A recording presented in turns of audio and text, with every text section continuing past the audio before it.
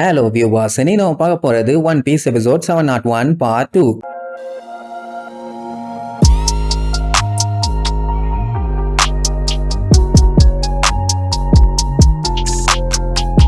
Open பண்ணா அந்த white டவுனை தான் காட்டுறாங்க. நல்லா வெள்ளை வெள்ளைன்னு பலன்னு கலன்னு இருக்குது. ஏன்னா அன்னைக்கு ஃபெஸ்டிவலை பாக்குறதுக்காக ட்ரஃபால்கர்லாம் அவனோட அம்மா அப்புறம் தங்கச்சி லாமி அவ அடிச்சு புடிச்சு அவங்க அம்மாவை வேகமா இழுத்துட்டு ஓடுவா. ஏன்னா ஃபெஸ்டிவல் சீக்கிரம் முடிஞ்சிடக்கூடாதேன்னு பயம். நல்லா ஜாலியா ஐஸ்கிரீம் எல்லாம் வாங்கிட்டு ஓடினவ திடீர்னு நெஞ்ச புடிச்சிட்டு கீழே வந்துருவா. ஐயோ என்ன ஆச்சுன்ட்டு அவ கைய பார்த்தா வெள்ளை கலர்ல இருக்கும். அப்போத்துல இருந்து தான் அந்த பிரச்சனையே ஸ்டார்ட் ஆச்சு. ஒவ்வொருத்தரா கொலாப்ஸ் ஆகி பொத்துன்னு விழுந்து அம்புட்டு பேத்தையும் அப்படியே அடுக்கடுக்கா ஹாஸ்பிட்டல்ல படுக்க போட்டுட்டாங்க. ஒரு ஃபேமிலியை எடுத்து அந்த ஃபேமிலி மொத்தமுமே அங்கதான் கிடக்கும். அவங்க ஸ்கின் முடி எல்லாமே அப்படியே வெள்ளையா மாற ஆரம்பிச்சிருச்சு. அப்படி மாற மொத்த பாடியுமே பயங்கரமா வலிக்க ஆரம்பிக்கும். அதுக்கப்புறம் ஐயோ அப்படின்னு கத்திக்கிட்டே வழக்குன்னு மண்டைய போட்டுருவாங்க. எல்லா டாக்டர்ஸுமே ட்ரை பண்ணி பார்த்துட்டாங்க, எதுவுமே வேலைக்கு ஆகல. ட்ரஃபால்கர்லாவோட தங்கச்சி எல்லாம் அஃபெக்ட் ஆகி பாவம் முடியாம முக்கிட்டு இருப்பா. அவங்க ஃபேமிலிக்கே சோகம் தாங்க முடியல. இப்படிதான் அந்த டவுன்ல இருந்த ஒவ்வொருத்தருமே அடுத்தடுத்து செத்துக்கிட்டு இருந்தாங்க. ஆனா இதுக்கப்புறம் தான் ஒரு பெரிய பஞ்சாயத்தை ஆரம்பிச்சது. என்னன்னா அந்த மொத்த கண்ட்ரியில இருக்க அத்தனை பேருமே உடம்பு வெள்ளையா மாதிரி அப்படித்தான் சாகுறாங்க. இந்த மேட்ரு பக்கத்து கண்ட்ரிக்கு தெரிஞ்ச உடனே அவனுக்கு என்ன பண்ணிட்டானுங்க, கம்ப்ளீட்டா அந்த கண்ட்ரியை சீல் பண்ணி யாரையுமே அவங்க கண்ட்ரிக்குள்ள விடல. ஏன்னா அந்த ஒயிட் பிளட் டிசீஸ் வந்து தொத்து வியாதியாமா. எல்லாத்தையுமே லாக் பண்ணி அப்படியே குவாரண்டைன் பண்ணிட்டாங்க. நம்ம நாட்டுல கொரோனாலாம் வந்து பயங்கரமா பிளாக் பண்ணாங்கல்ல, அந்த மாதிரி தான். இதுல இன்னொரு மேட்டர் என்னன்னா, அந்த நாட்டுல இருக்க பெரிய ஆளுங்கெல்லாம் கவர்மெண்டோட ஹெல்ப்ல அப்படியே அங்க இருந்து நைஸா எஸ்கேப் ஆகி ஓடிட்டானுங்க. ஆனா சிட்டிசன்ஸ் எல்லாருமே அங்க தொக்கா மாட்டிட்டானுங்க. இப்படி எல்லாம் பண்ண மக்கள் என்ன பண்ணுவாங்க, எப்படியாச்சும் தப்பிக்கணும்னு தானே யோசிப்பாங்க. சோ அப்படி முடிஞ்ச அளவுக்கு ட்ரீட் பண்ணுவாங்களான்னு பார்த்தாங்க. அதுக்கப்புறம் என்ன பண்ணிட்டாங்க, அந்த வேலியை உடைச்சுக்கிட்டு அங்க இருந்து தப்பிச்சு போக ட்ரை பண்ணுவாங்க. ஆனா பக்கத்து கண்ட்ரி ஆளு விடுவானா, பிளாக் பண்ணா பரவாயில்ல, சுட்டு தள்ளிட்டு போய்கிட்டே இருப்பானுங்க.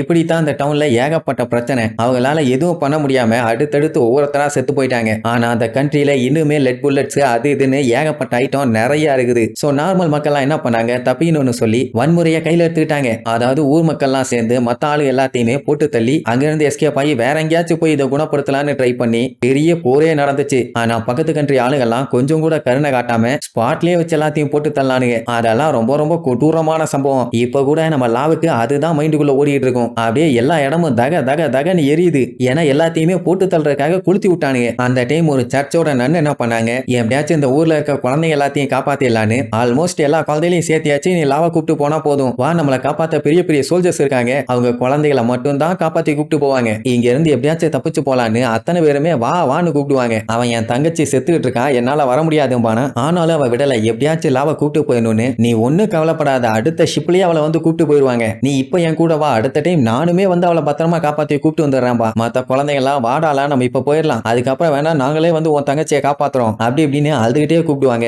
அங்க இருக்க நிறைய சில்ட்ரன்ஸோட அம்மா அப்பா எல்லாம் செத்து போயிட்டாங்க. அவங்க இவங்களையாச்சும் எப்படியாச்சும் வாழுங்கன்னு சொல்லி தப்பிச்சு போறக்காண்டிதான் இப்படி அனுப்பி விட்டுருக்காங்க. அதனால வான்னு சொல்லி எல்லாம் காட்டுத்தனமா கத்துவாங்க. ஆனா லாக் அவன் தங்கச்சியை விட்டுட்டு வரதுல சுத்தமா இன்ட்ரெஸ்டே இல்ல. ஆனா நம்பிக்கை வேணும் அப்படி இப்படின்னு அவ கொஞ்சம் தைரியமா தன்னம்பிக்கையா பேசின உடனே அவனுக்குமே கான்பிடென்ட் வந்துருச்சு. அப்படியே கட் பண்ணா லாவோட வீட்டுக்கு முன்னாடி ஏகப்பட்ட பேர் கதறிட்டு இருப்பாங்க. டாக்டர் எங்களுக்கு ஹெல்ப் பண்ணுங்க, எங்களால முடியல, ஏதாச்சும் பண்ணி காப்பாத்துங்கன்னு கதறிட்டு இருப்பானுங்க. அந்த டைம் டாக்டர் யாருக்கோ கால் பண்ணி ஹெல்ப் கேட்பாரு. ஆனா அவங்க இல்ல எங்களால வர முடியாதுன்னு அடிச்சு சொல்லிடுவாங்க. கொஞ்சம் பாத்துக்க டாக்டர்ஸும் பிளட்டும் இருந்தாலே போதும், அந்த ஒயிட் பிளட்டை பாடியில இருந்து எப்படியாச்சும் சரி பண்ணிடலாம். ஆனா கவர்மெண்ட் ஆளுங்க ஹெல்ப் பண்ண மாட்டேங்கிறானுங்க. ஏன் எதுக்குன்னு கேட்டா அது தொத்து வியாதின்னு சொல்லி. ஆனா உண்மையான மேட்டர் என்ன தெரியுமா, அந்த ஒயிட் பிளட் வந்து தொத்து வியாதி எல்லாம் கிடையாது. அது ஒருத்தருக்கு வந்து இன்னொருத்தருக்கு பரவலாம் வாய்ப்பே இல்ல. இத சொல்லி கேட்டா ரெஸ்பான்ஸ் இல்ல. உடனே அந்த டாக்டர் கதர்வாரு என்ன பண்றதுன்னு தெரியாம. இங்க நம்ம லாவோட சிஸ்டர் பாடி பயங்கரமா வலிக்கிறதுல முடியாம படுத்திருப்பா. அவ ஸ்கின் பார்த்தா இன்னும் ஒயிட்டா மாறிக்கிட்டே வருது. லா அவளுக்கு நம்பிக்கை கொடுப்பான், நீ ஒண்ணு கவலைப்படாத, நம்ம டேடி தான் இந்த கண்ட்ரிலேயே கிரேட்டஸ்ட் டாக்டர், கண்டிப்பா இதை சரி பண்ண அவர் ஏதாச்சும் வழி பண்ணுவாருப்பா. அப்போ வெளியில ஒரே கலவரம். என்னன்னா பக்கத்து கண்ட்ரி ஆளுங்க கண்ணா பின்னு சுட்டு கொண்டுட்டு இருக்கானுங்க.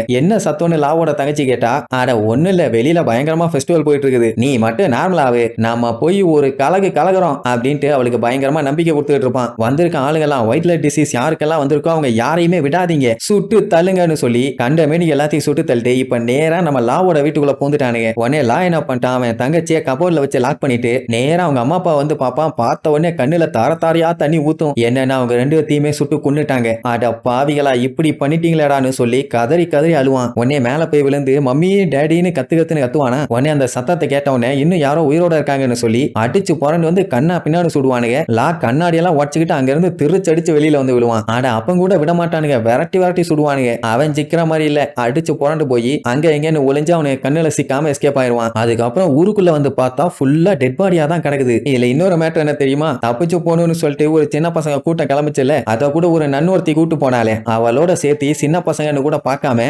எல்லாத்தையுமே சுட்டு தள்ளிட்டானுங்க. கடைசியில அவ்வளவு நம்பிக்கை கொடுத்தா கண்டிப்பா நமக்கு ஹெல்ப் பண்ண யாராச்சும் வருவாங்கன்னு. ஆனா கடைசியில அவளையே சுட்டு தள்ளிட்டாங்கல்ல. உடனே காட்டு கத்திட்டு இருப்பான், ஐயோ சிஸ்டர் சிஸ்டர்னு. எல்லாருமே ஒன்னா சேர்ந்து எப்படியாச்சும் ஜம்முன்னு எஸ்கேப் ஆயிடலாம்னு முடிவு பண்ணாங்க. ஆனா அதுல நெருப்ப வச்சு கொளுத்திட்டானுங்களே. அதுக்கப்புறம் நேரா வீட்டுக்கு வந்து பார்த்தா அவனோட வீடே தக தக தகன்னு நல்லா கொழுந்து விட்டு எரியுது. உள்ளுக்குள்ள எல்லாம் காலே எடுத்து வைக்க முடியாது, அந்த அளவுக்கு எரிஞ்சுக்கிட்டு இருக்குது. அங்கதானே சேஃப்டியா அவன் தங்கச்சியை ஒரு கபோர்ட்ல வச்சு மூடிட்டு வந்தான். அப்படின்னா அவளுமே எரிஞ்சுதானே செத்துருப்பா. அதெல்லாம் யோசிச்சு பார்த்துட்டு அப்படியே கதறி கதறி அழுவான். இப்படித்தான் அந்த ஒயிட் டவுன்ல இருக்க மொத்த ஆளுகளையுமே கொன்னு குவிச்சு எரிச்சிட்டானுங்க. அந்த மாதிரி ஒரு இடத்துல இருந்து ஒரு 10 வயசு பையன் தப்பிச்சு வந்தான்னா அவனோட மனநிலையும் பர்சனாலிட்டியும் எப்படி இருக்கும்? கொலவெறித்தனமா தான் இருக்கும். அதனால்தான் லா அந்த மாதிரி இருக்கான். பேபி ஃபை இந்த கதையெல்லாம் கேட்டுட்டு கண்ணீர் விட்டு அழுவா. அப்படியே கட் பண்ணா அந்த கோரசோன் ஒரு ஓரமா உட்காந்து பேப்பர் படிச்சுட்டு இருப்பான். அப்ப நைஸா லா பின்னாடி வந்து பார்த்துட்டு, என் பேரண்ட்ஸ் தங்கச்சி சர்ச்சில் இருக்க எல்லாருமே செத்து போயிட்டாங்க, இந்த முட்டா பையன் எப்படா உயிரோட இருக்கலாம்? என்னைய தூக்கி மேல இருந்து வீசினி இல்ல, கொய்யால உன்னை இங்கே போட்டு தள்ளிடுறேன், சைலண்டா தானே இருக்க, உன்னை யாரும் நோட் பண்ண மாட்டாங்கன்னு